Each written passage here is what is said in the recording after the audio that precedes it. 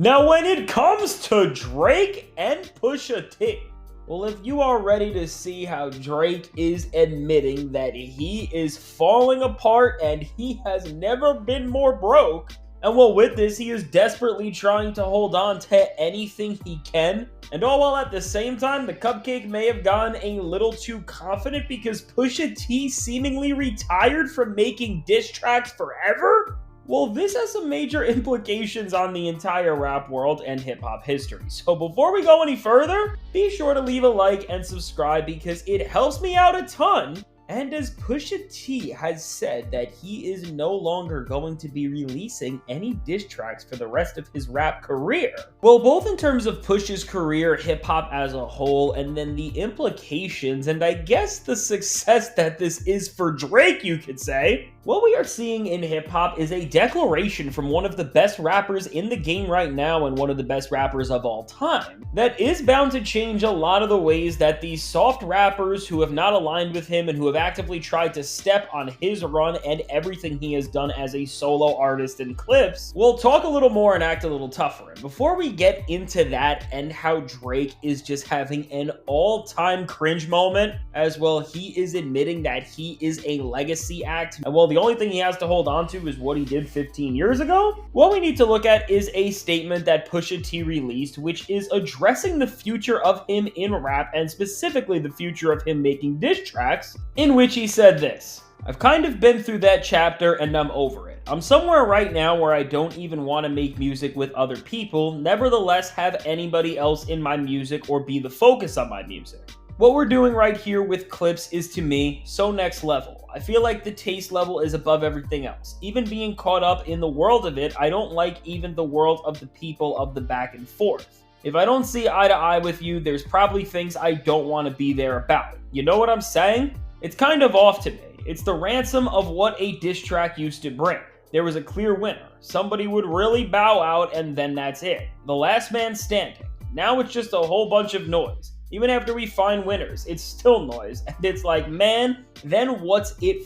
for?" And with this, well, with the rapper who made the most important diss track of the 2010s and one of the most important diss tracks of all time in the story of Adidon saying this, it obviously holds a lot of weight, especially when you see what Push has gone into this year, and he has went head-to-head once again with Drake in terms of the whole censor thing, not with diss tracks, but just in terms of making sure that his album and his message was heard despite the label suppression that was all initiated from him. And then with everything with Travis Scott, I mean, Push was involved in some rap beefs this year, and he has always been one of the most feared rappers in hip-hop history. So for him to just address the sheer nature of lyrical competition like this, there are a lot of reactions. And while from the Drake side of things, they are trying to act like this is an admission of defeat from his end, or while he's giving up on trying to end Drake's career because no matter what he does, Drake keeps coming back according to them, and he hasn't actually stopped Drake from being in the limelight the way he loves to be. Well, I think people who think that are clearly missing the point, but I mean, as they are Drake stans, we cannot be surprised about that because pretty much what Pusha T is saying here, well, all does seem to center around the Drakeification of hip-hop culture and just the absolute place that Drake has put hip-hop in that, well, has degraded the value of the culture and allowed these people who don't really understand lyrical competition, hip-hop principles, and just anything resembling what this genre was meant to do on any sort of a level that resembles what rap should actually look like. And what really Push is saying when you read into the words is that the reaction from his beef against Drake and then also the reaction from Kendrick Lamar versus Drake is what has drove him to this very point where he is saying that he is done making diss tracks and he is really done with the whole thing. As well, he lies it out pretty clear. When hip-hop was composed of a culture where despite people having differences and despite people clashing, even with regional biases and even with people having favorites, there was an understanding of what the sport of rap meant and what a great diss track was. And so even while there was some back and forth and arguing, it was more about the actual content of the diss tracks and what was better, like with Takeover and Ether, for example. But even with that, there were still pretty clear winners or a clear understanding of how the beef went and what its implications were on hip-hop. Well, now to fast forward into the modern era and to really see Drake create a version of hip hop that got distorted from what it was always supposed to represent, and while he allowed so many people in who just don't respect the love of the game. I mean, when you see the way Pusha T is talking, you clearly see him directly addressing the state of hip hop after both the beef that he had with Drake and after the beef that he had with Kendrick, as Push is explaining that these beefs no longer are settled within a musical back and forth and then there is a consensus winner and maybe people talk about what tracks are better, but that's it. But because of where we are at in hip-hop and with all of the people who just don't understand the culture and with a guy like Drake, who will do everything from trying to make smear campaigns about you to filing a lawsuit, those are the extents he is willing to go to try and settle his position in a rap beef. Overall, while the Drake fans can try to act like Drake has made Pusha T give up, it's not because he is a good rapper, because he is anywhere near respected in hip-hop, or because he did the right thing, but if anything related to competition in hip-hop, it's because of the exact opposite reason, because everything that has went down with Pusha T and his beef with Drake,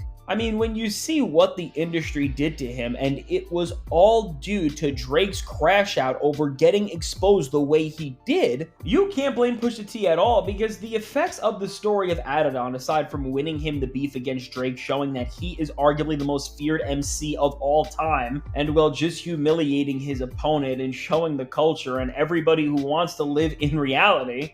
just how much of a loser the guy is. On the other side of things, in terms of Push's career as an artist, and that ultimately is his job and profession and what he needs to do, to support his family and to do what he loves, the issues that this track ended up stirring for him behind the scenes ultimately took him almost a decade to escape from, and even then he is still facing the reality of it today, as it has completely altered the state of his career since 2018. And if you don't know, and for the Drake stands this is important, what I am referring to is how after this track came out, Drake pretty much crashed out to UMG, which now while Drake is Republic Records, UMG both has Republic under them, and Def Jam, which is where Push was on. And seemingly they made sure that Pusha T was not a part of any releases that Drake didn't approve of, and that anything that was perceived as an anti-Drake song, statement, or diss, just could not be cleared and put out. And this really did affect Pusha T, and it really did remove him from just a lot of things and opportunities, and we only really know some of it. As from being removed from Pop Smoke's Aim for the Moon deluxe album on a track that was highly anticipated, to literally then not being able to release solo albums and certain songs the way he wanted to, because there were these things that Push explained after the story of Adidon came out, where pretty much Def Jam set up what they told him were lyric committees, and they would read all of his songs, see what he was saying, and then mysteriously tell him, not in writing but in person, lyrics that he had to remove from these records because they were either being perceived as something that could go against Drake, or what we saw with Chains and Whips and the Clips album and that Kendrick Lamar collab as a whole, they didn't want to directly say that they didn't want to face the optics of Pusha T and Kendrick Lamar being on a song together, so they made up some other ridiculous reason and bold-faced lie to just tell Push that there was no way that he and Kendrick were going to release a song together. Ultimately with this, we saw Pusha T literally get into an arc in his career which lasted from 2018 all the way to 2025. And I mean, it didn't just limit the amount of opportunities and songs that he could actually put out and features he could appear on, because Drake was really limiting how much exposure he could get and how much he could express himself within his own verses. But then Push ultimately had to go out of pocket and give up millions to then get out of his Def Jam contract and get both the Clips off the label as a group and get himself off the label as a solo act. And even with that, as Def Jam still did get some sort of a percentage from their recent album, Push has definitely won as an independent artist just off the success that the record had, which honestly, with how bad Def Jam has been, I don't think that they would have been able to get the word of the record out just in as masterful of a way as the Clips did. Still with that, I mean, you see how Push is still facing the consequences of what went down today. As for all of the success he has had and for everything he has accomplished, Def Jam and the label system that controlled him because of Drake is still taking a cut of a project that they didn't even want to put out. And so just with that, I think all of this needs to be very clear. And when it comes to Pusha T retiring from diss tracks, First off, I think if one of you guys comes out and disses Pusha T in a really disrespectful way, he is going to go right off of this and he is going to come right back out and end your career. But I think what Push is really saying here and declaring here is that in an industry where he is often villainized by these big rappers who have huge egos and who are protected by the industry because, well, they are puppets of the machine, he doesn't want to go against them anymore. Not because of any reason around the actual competition and art of it all, but because of how these guys like to play games behind the scenes and pull tricks that ultimately can affect a man's livelihood and a man's family. And I mean, just with that, listen, if you Drake fans are excited by that, you got it. You can be the lamest people ever, and honestly, I guess you should enjoy that because that's the only slight win you're gonna get, because when it comes to the rest of the things going on around Drake, it's bad. It's really so bad, and it has almost never been worse. As Drake, both creatively and in terms of things going on behind the scenes, is so clearly at a point where he is bankrupt in every sense of the word. And I am standing on that take, and I know I will eventually be right. But the reason I am really saying that and the reason I am really focusing in on this point today is because Drake has reached a level this week where all of the streaming platforms recaps and raps have dropped. That is showing that he has just never reached a lower level in terms of how the future of his career is going to go. And honestly, at this point, we really almost are at a level where we need to classify Drake as a legacy act, because if we break down the numbers and break down what is pushing everything for him up, I mean, if your back catalog or the first half of your career is doing all of the heavy lifting, meanwhile, the new work you have made is doing absolutely nothing, we can't just consider you a new act or somebody who's even slightly relevant in terms of being an actual artist who is contributing to the musical ecosystem. And what I am referring to is the absolute meltdown crash out that Drake has tried to have in this weird gotcha moment all this week, where he is laughing at everybody that his albums that he doesn't even own the masters to and that he is almost getting nothing from,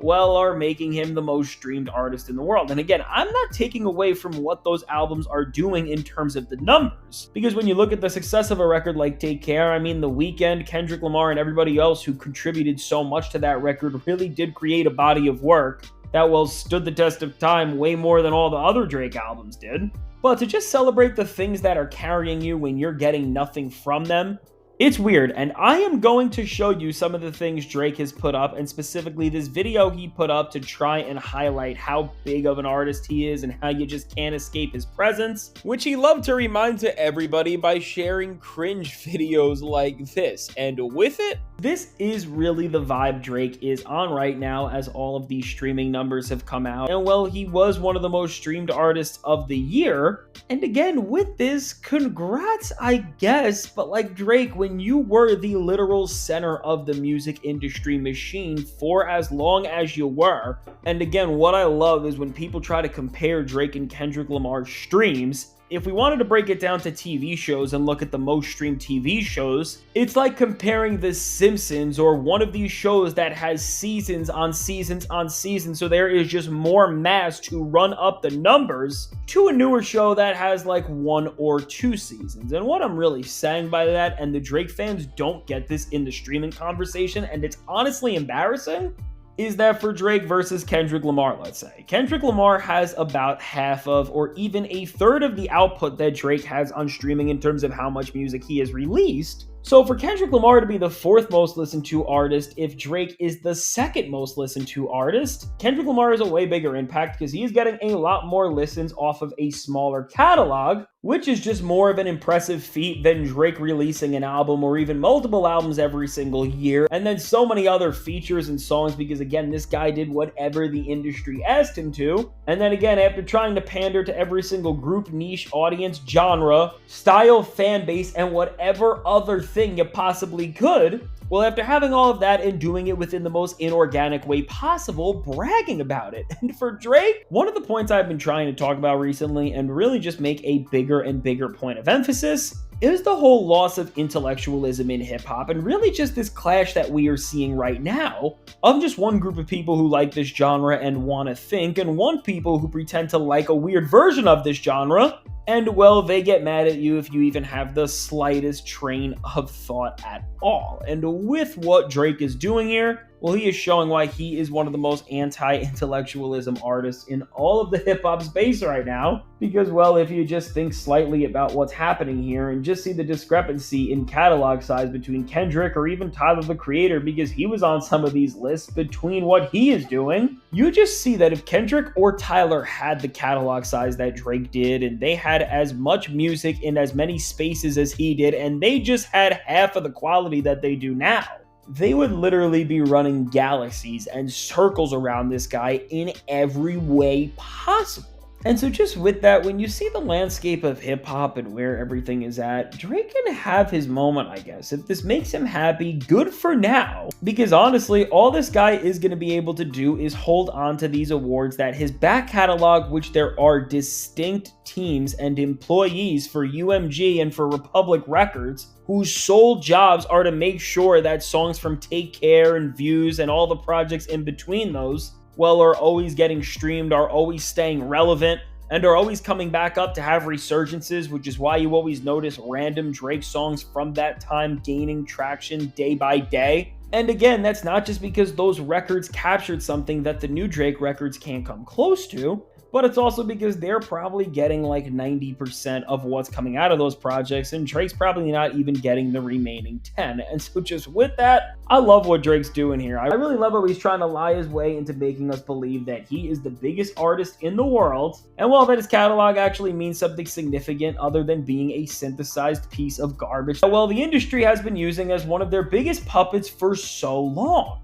And so with all this stuff, whether it's celebrating Pusha T saying that he's getting off diss tracks at least for now, and it's only because people like you have ruined the rap game because of how soft you are, and not in terms of the art of it all, but in the industry side of things, or it's, well, celebrating your old catalog getting you to a top spot in the streaming game. And well, we all know that because we see the numbers you're doing week by week, and the only thing that's really pushing you up is Take Care and Views. And while all that new music is making little to no hype, well, altogether, Drake, you can have all this, because we know when this little interview season we are in hip-hop right now stops and people stop talking, celebrating, or in your case, lying about how successful they are, all in this elaborate distraction to hide the fact that your career is in shambles, everybody's gonna see what's up. And when they do, things are only going to get terrible. And just remember, while Pusha T said that he is going to be taking a step back from diss tracks for a while because you guys made it lame, just know that if you say the wrong thing and you go too far, he will come back out, and I'm sure he will drop another diss track that's even worse than you could ever expect. And so yeah, that's all I got. Let me know your thoughts on everything that's going on with Drake right now, just the shambles and downfall that he is really facing, and what do you think about Pusha T making this statement that he is done with diss tracks? Because really, I do think this is a huge statement considering who this is coming from, what type of impact he has had recently in both competitive hip-hop and in the genre as a whole. And I wonder if this is showing a larger industry sentiment that has been all based around the soft rapper industry puppets who have tried to rig the game and will fake all the influence. Now listen, if you made it to this point in the video, thank you so much. Be sure to leave a like and subscribe. It helps me out a ton, and I can't thank you enough. But listen, if you want to see how right before this, well, we got some huge news about the future of Kendrick Lamar's career. And well, we know that a tour is probably coming in 2026, and an album may be on the way as well. Well, that's all I'll say right now, but there is a lot more, and it is more exciting than that even. So make sure to check out the suggested video.